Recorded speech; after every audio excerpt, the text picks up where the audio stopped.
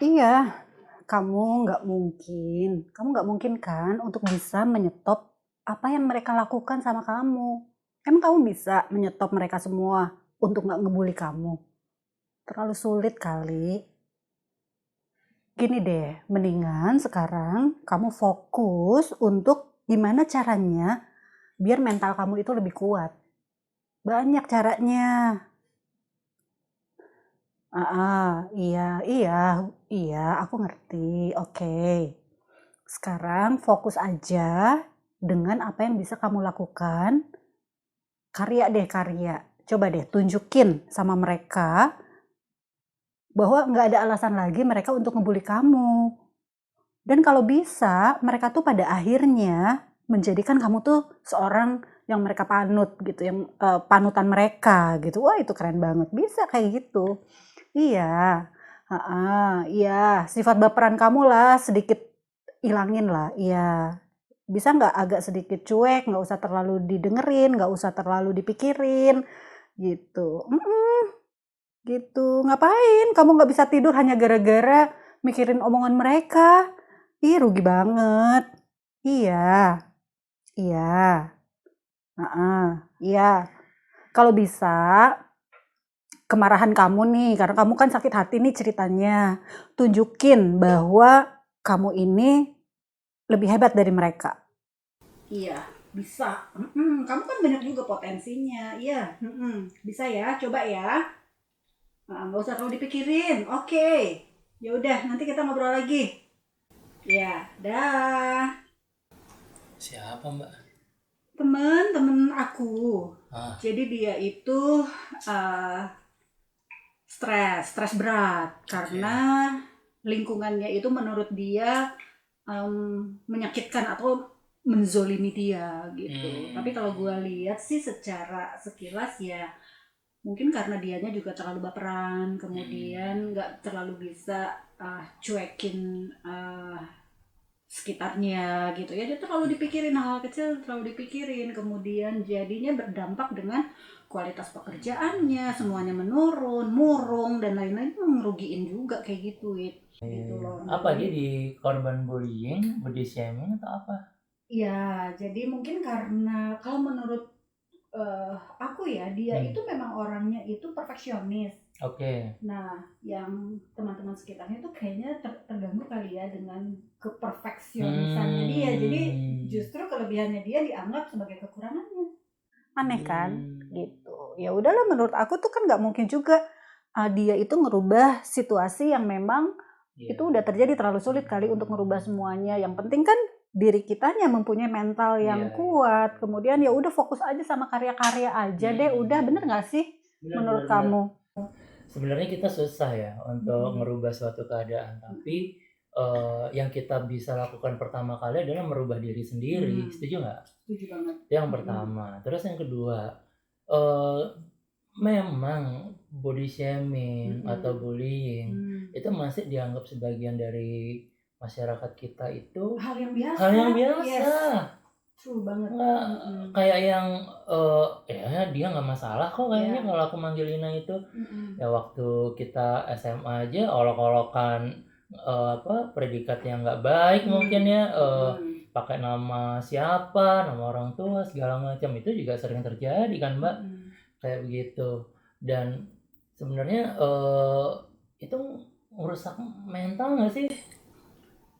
Banget. Lu punya pengalaman nggak yang kayak contoh-contoh kayak gitu?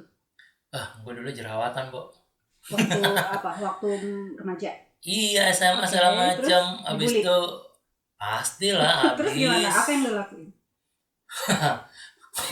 Coba jerawat. Terus?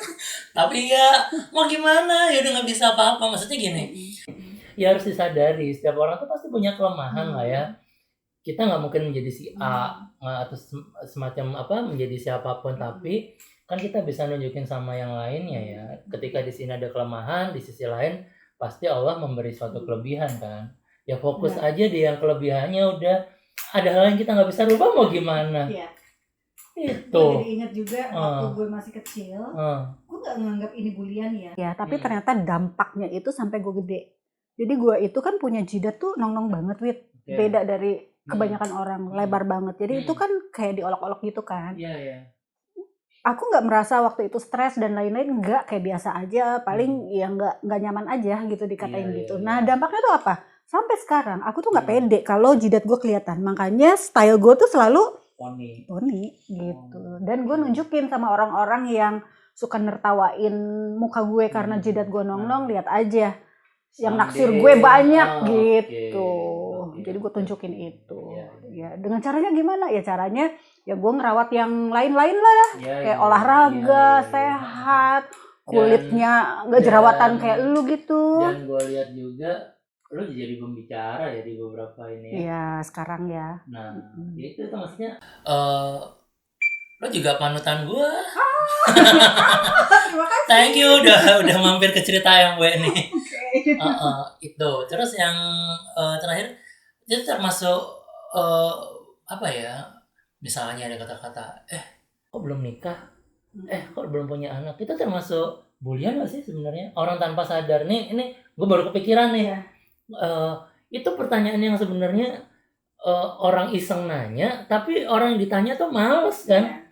Lo ngapain nanya-nanya gitu? Misalnya nih, kalau bagi yang belum nikah, ya kalau udah ada ya pasti gue nikah gitu. Ya kalau udah itu ya pasti nanti ada tuh anak atau apa segala macam. Tapi itu selalu terucap kan, nggak tahu itu di pertemuan keluarga apa atau apa. Itu hal remeh loh. Menurut lo mengganggu nggak? Kalau menurut gue ya, hal-hal kayak gitu tuh untuk diri gue sendiri, bisa nggak sih sebelum kita nanya ke orang itu, kita mikirin orang tersebut kalau ditanya seperti itu tuh tersinggung atau enggak gitu, ya kan? Kadang kita cuma nanya kapan nikah atau gimana, sudah hamil atau belum, kayak gitu-gitu, itu sensitif sekali sebenarnya. Nah yang nanya itu kadang-kadang nggak mikirin perasaan yang ditanya. Nah gimana caranya kita ngerubah mindsetnya orang, setiap kata yang kita mau ucapkan itu kita rasain dulu ke diri. Kalau saya yang memang masih jomblo udah umur sekian, kalau ditanya gitu tuh sakit hati atau enggak gitu. Atau gini, bisa jadi dia balas dendam. Dulu dia sering ditanya, begitu dia udah married atau udah punya anak, gantian nih gue nanya orang lain deh kayak gitu. Tapi apa gunanya sih? Iya, nggak penting juga sih kayak gitu. Dia kan kembali lagi ke body shaming atau bullying atau kita ngata-ngatain orang itu, ternyata itu sudah dilakukan oleh orang terdahulu, orang-orang zaman dulu, Mbak. Ternyata. Jadi ini memang mungkin bagian dari salah satu sifat manusia. Kayaknya sih gitu ya. Karena dimanapun, level apapun, itu pasti ada ya kayak gitu ya. Berarti memang udah sifatnya manusia yang memang itu memang harus diberantas kan ya seharusnya ya. Karena itu kan nyakitin orang lain. Berantasnya mungkin gini, mengedukasi setidaknya setiap dari kita untuk mulai yang tadi kamu bilang tuh, berpikir dong sebelum berucap. Sehingga kalau lo ngucapin sesuatu nyinggung nggak gitu kan. Kalau nyinggung mendingan nggak usah diungkapin gitu. Dan ternyata juga ada di Al-Qur'annya. Oh ya? Iya, Allah sudah berfirman soal itu. Iya, berarti ini penting, maksudnya serius banget sampai ada di ayat ya, sampai ada di Al-Qur'an ya. Ada di Al-Qur'annya, itu di surat Al-Hujurat. Oh ya? Itu kayak surat apa tuh bunyinya, 49 ayat 11. Bunyinya gini, poinnya ya. Wahai orang-orang yang beriman, janganlah kamu memperolok orang-orang lain, karena belum tentu orang itu lebih jelek daripada kamu yang mengolok-olok. Kayak gitu. Terus jangan juga kamu memberikan predikat buruk. Kadang-kadang kan kita memberi julukan-julukan buruk. Kayaknya kita tuh maksudnya bercanda gitu ya. Iya. Tapi ternyata ini tuh nyakitin orang lain ya. Dan ini dilarang. Jadi kalau kamu sudah ngaku beriman, bahwa melakukan itu bagian dari kezaliman. Ayat itu neranginnya gitulah kurang lebih. Ya ampun, gue pernah nggak ya ngolok-ngolok orang dengan kata-kata yang jelek? Pasti pernah lah ya. Aduh, maafin deh, ya ampun. Jadi mulai sekarang nih, bagi yang nonton kita di Cerita MW, mendingan kita stop deh. Bener nggak? Stop bullying, stop body shaming. Mulailah dengan kata-kata yang baik, berpikir yang baik. Insya Allah nanti semuanya akan menjadi lebih baik. Setuju nggak Mbak Arti? Iya, setuju. Ada statement dari Mbak Arti mungkin untuk body shaming, bullying ini? Iya, ada. Jadi menurut gue nih, yuk kita mendingan lihat ke dalam dulu, ke dalam diri kita. Jadi tadi setuju banget, sebelum kita mau ngomong tuh dipikirin dulu. Kemudian yuk jangan terlalu kita fokus dengan hantaman-hantaman yang dari luar, karena hantaman dari luar pasti ada. Jadi kita fokus untuk pertahankan mental stamina kita. Oke, berarti protect diri kita dengan selalu berpikir positif, karena yang sifatnya dari luar, yang sifatnya negatif itu hanya bisa dibentengi dari diri kita sendiri ya Mbak ya, dengan melakukan hal-hal yang positif itu Iya. tadi. Ada satu lagi. Apa? Ini kopi enak banget.